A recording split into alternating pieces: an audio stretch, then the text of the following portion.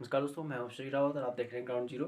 Friends, आज मैं विद्युत फ्लक्स के बारे में बताऊंगा, इलेक्ट्रिक फ्लक्स के बारे में। फर्स्ट चैप्टर में ये और गॉस थ्योरम भी इसी के अंदर आती है।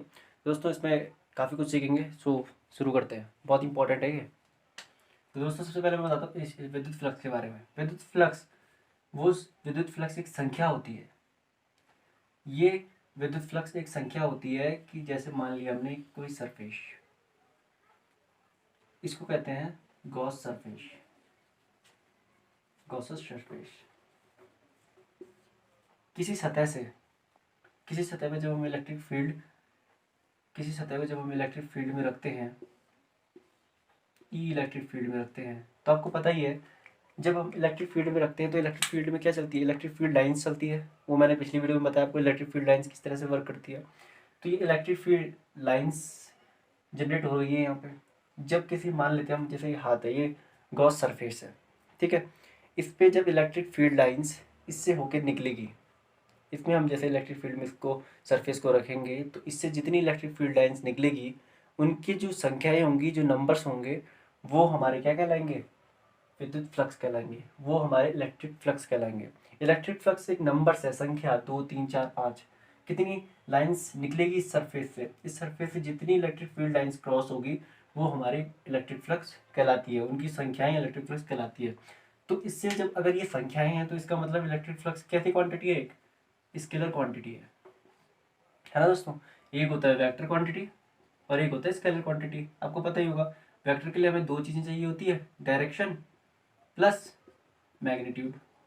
और स्केलर के लिए हमें ओनली मैग्नीट्यूड चाहिए होता है। वेक्टर के लिए हमें डायरेक्शन भी चाहिए होती है और स्केलर के लिए हमें डायरेक्शन, दिशा की जरूरत नहीं होती है। ठीक है दोस्तों। तो इसके लिए हमें, ये तो संख्या है, संख्या के लिए दिशा की जरूरत नहीं होती है, तो इसका मतलब इलेक्ट्रिक फ्लक्स क्या है? एक स्केलर क्वांटिटी है। मेन बात तो ये रही।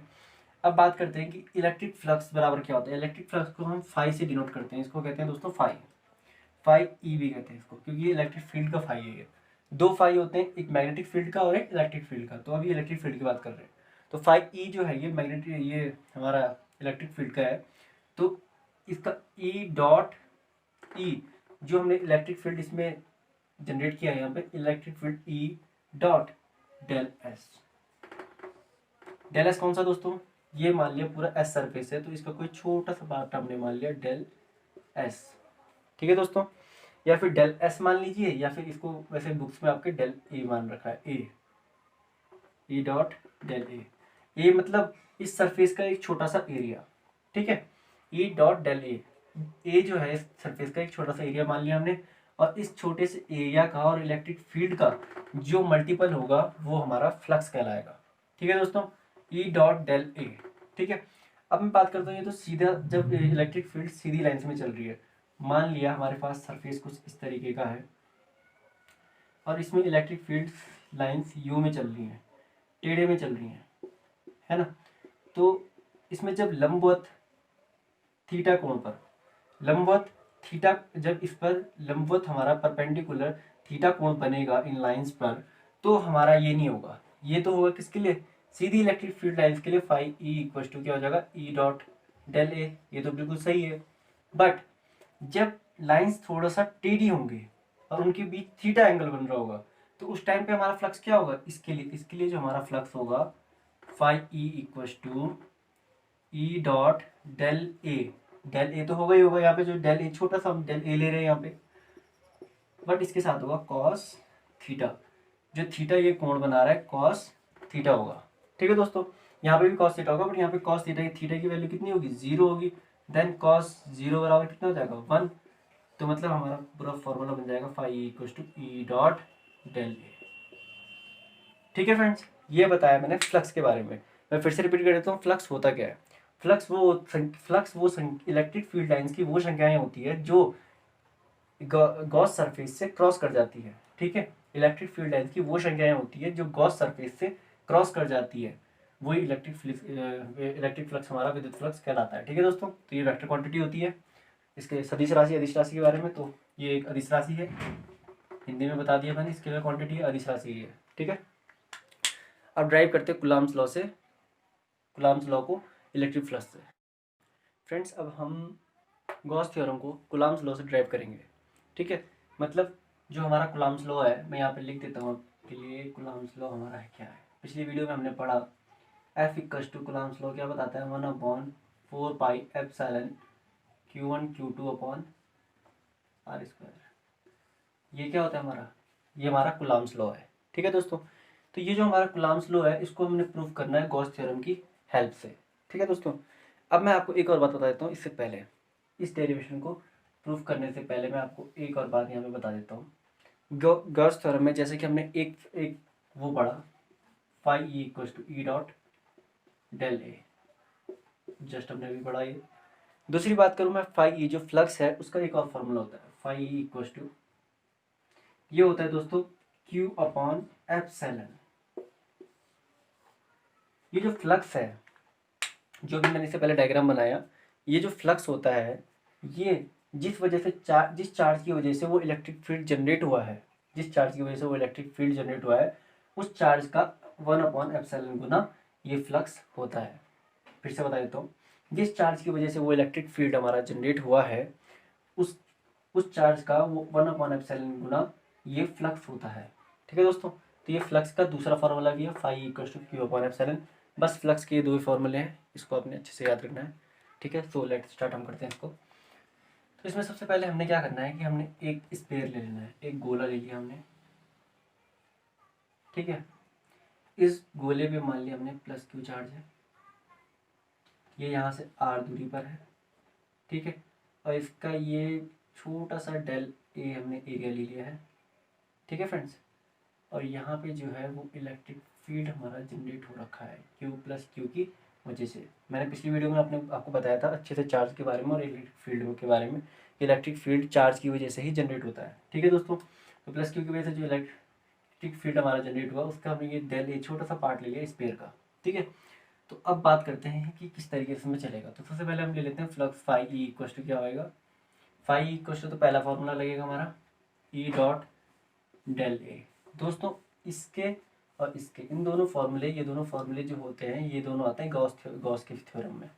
गॉस थ्योरम के दोनों फ्लक्स के फार्मूले हैं और इन दोनों की हेल्प से हमें कूलम्ब्स लॉ को ड्राइव करना है। तो पहले तो हम पहला ये वाला फार्मूला लेते हैं, phi equal to E dot del A वाला फार्मूला। तो फाई इक्वल टू, तो ई तो ऐसे ही रहेगा, डॉट डेल ए एक छोटा सा एरिया, ये स्पेयर है। गोले का क्षेत्रफल क्या होता है दोस्तों, 4 पाई आर स्क्वायर। ये आपके गोले का क्षेत्रफल होता है 4 पाई आर स्क्वायर। ठीक है दोस्तों, तो ये मैंने ले लिया 4 पाई आर स्क्वायर। और फाई ई इक्वल टू तो हमारा पहला निकल के आ गया E dot 4 pi R square, ये इक्वेशन फर्स्ट। अब मैं लूँगा यही फ्लक्स का दूसरा formula, phi E equal to Q upon epsilon. ये हो गया मेरा दूसरी इक्वेशन, पहली इक्वेशन और दूसरी इक्वेशन। और इन पहली और दूसरी इक्वेशन से मैं क्या लिख सकता हूँ, फाई की जगह क्या लिख सकता हूँ, क्यू अपॉन एप्सिलॉन लिख सकता हूँ। इस वैल्यू को मैंने यहाँ पे रख दिया और कुछ नहीं किया दोस्तों, मैंने क्यू अपॉन एप्सिलॉन की वैल्यू को मैंने यहाँ पे रख देना है। बाकी क्वेश्चन में ये पूरा सेम रहेगा, E dot 4 pi R square. ठीक है दोस्तों, ध्यान से समझना, 4 पाई आर स्क्वायर ये ऐसी था, सिर्फ फाई क्वेश्चन में क्यू अपॉन एप्सिलॉन रख दिया क्योंकि इसका इक्विवेलेंट होता है ये दोनों फॉर्मूले के हिसाब से। ठीक है, अब करना क्या है दोस्तों, ई इक्वल टू, अब ई इक्वल टू कैसे निकलेगा, ये अब इस 4 पाई को हम नीचे निकाल देते हैं। E equal to Q upon epsilon तो होगा ही, 1/4 पाई आर स्क्वायर, ये इंटू में है तो ये नीचे डिवाइड में चल जाएगा। ठीक है, तो ये वाला भी हमारा फॉर्मूला हो गया। अब हम इसको अच्छे से लिख लेते हैं, E equal to 1/4 pi epsilon Q upon R square. ये तो आया हमारा इलेक्ट्रिक फील्ड यहाँ पे, बट अब निकालना क्या है हमको, निकालना तो फोर्स है ना। कूलम्ब्स लॉ ने फोर्स बताया, तो फोर्स की वैल्यू देखो, मैंने आपको इससे पहले वाली वीडियो में बताया था कि ई इक्वल टू होता है F upon Q, E equal to होता है F upon Q, E equal to F upon Q zero होता है। ठीक है दोस्तों, तो अब हम क्यू जीरो को मल्टीप्लाई इधर कर देते हैं, तो ई डॉट क्यू जीरो बराबर एफ। तो फोर्स क्या होता है, इलेक्ट्रिक फील्ड और चार्ज का मल्टीप्लिकेशन होता है फोर्स। ठीक है दोस्तों, तो अब हम यहाँ पे रख देते हैं इस चीज़ को। ठीक है, अब कैसे रखेंगे, देखो एफ इक्वल टू, तो हम ऐसे ही रखेंगे एफ इक्वल टू, ई की वैल्यू क्या इतनी बड़ी है, जो ई की वैल्यू इसको हम यहाँ पे रख देते हैं 1/4 pi epsilon Q upon R square. और डॉट इनटू में क्या आएगा हमारा, क्यू जीरो भी आएगा, बिकॉज ऑफ ये तो पूरी ई की वैल्यू हो गई और डॉट क्यू जीरो भी हो गई, ई डॉट क्यू जीरो बराबर फोर्स। तो हमारे फोर्स की वैल्यू क्या निकल के आ गई यहाँ पे, F equals to 1/4 pi epsilon Q zero upon R square. तो दोस्तों ये हमारी फोर्स की वैल्यू निकल गई। तो दोस्तों ये हमने गॉस थ्योरम के दो फॉर्मूले के थ्रू ये फोर्स हमने निकाल दिया। ठीक है दोस्तों, सबसे पहले मैं एक बार फिर से ड्राइव आपको बताता हूँ किस तरीके से हुआ है। Five equals to E dot del A, हमने 4 पाई आर स्क्वायर का इसका एरिया, ठीक है। उसके बाद E dot 4 pi R square हो गया। फिर हमने फ्लक्स का दूसरा फॉर्मूला रखा कि वो अपन एप्सिलॉन, और इन दोनों को इक्विवेलेंट कर दिया। तो इन दोनों को जैसे हम इक्विवेलेंट करेंगे यहाँ से हमारी ई की वैल्यू निकल के आ जाएगी नीचे। ई की वैल्यू जैसे हमारी निकल गई तो ई इक्वल होता है एफ अपॉन क्यू जीरो। मैंने पिछली वीडियो में बताया आपको, इलेक्ट्रिक फील्ड उस चार्ज द्वारा लगाया गया फोर्स के बराबर होता है इलेक्ट्रिक फील्ड। तो electric field F upon Q zero, F equal to E dot Q zero, F equal to ये हमने ई की पूरी वैल्यू यहाँ से जो हमारी निकली थी, ये पूरी वैल्यू हमने यहाँ पर रख दी, डॉट क्यू जीरो हमने रख दिया। तो फोर्स की हमारी ये वैल्यू आ गई। तो हमने ये कूलॉम्स लॉ प्रूव कर दिया है। ठीक है दोस्तों, इसके साथ साथ हमें अगर इसके आगे बताऊँ आपको, तो हमने कूलॉम्स लॉ में F is proportional to Q zero भी लिख सकते हैं यहाँ पे, F is proportional to 1/r² भी रख सकते हैं। ठीक है, तो दोस्तों ये हमने कूलॉम्स लॉ प्रूव कर दिया है। बाकी दोस्तों दूसरी वीडियो में पढ़ते हैं। ये सारे इंपॉर्टेंट नोट्स हैं जो मैं आपको पढ़ा रहा हूँ, बाकी फालतू पढ़ने की कोई ज़्यादा ज़रूरत है नहीं। तो थैंक यू सो मच दोस्तों, सब्सक्राइब कर दिए और पुरानी वीडियोस भी जाके देखिए। अगर आप इसमें नए हैं, कहीं पे कोई समझ में नहीं आया, तो आप अगर शुरू से पूरी वीडियोस देखोगे तो आपके पूरी समझ में आ जाएगा। थैंक यू सो मच दोस्तों।